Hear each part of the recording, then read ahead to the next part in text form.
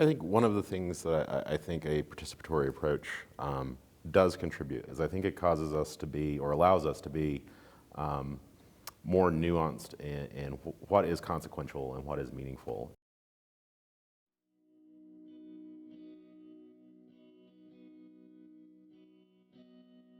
How much has critical rhetoric shaped me and my whole really career path? A lot.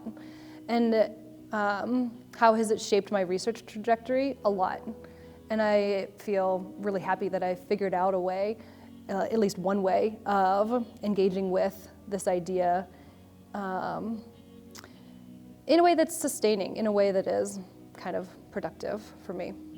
In our article, we're connecting to this idea that critical rhetoric is a practice and not a methodology. Certainly, we're not the first people to have the idea that embedding yourself in a rhetorical scene might produce some productive insights. Working, with Ramey on this piece, there are times when he's commenting and saying, "You're turning it into a method again." You can kind of create some systematic ways of interacting with particular sorts of scenes without kind of surrendering that to a method. You kind of have to hold lightly to the interpretive tools that you're going to use. I think practice means, it can be trained and refined, but that doesn't mean it has to become a rigid kind of critical apparatus that you always kind of reference to justify an argument.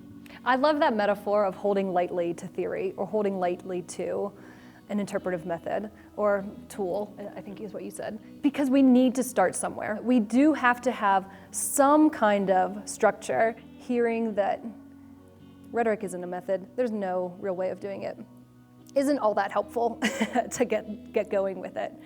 But whenever you become more comfortable, or whenever I became more comfortable, I was happy with rejecting this idea that we need cookie cutter criticism, that we have to follow a specific set of steps or guidelines. And that can be to our advantage as rhetorical critics, because I think that it has led to a really productive theoretical development.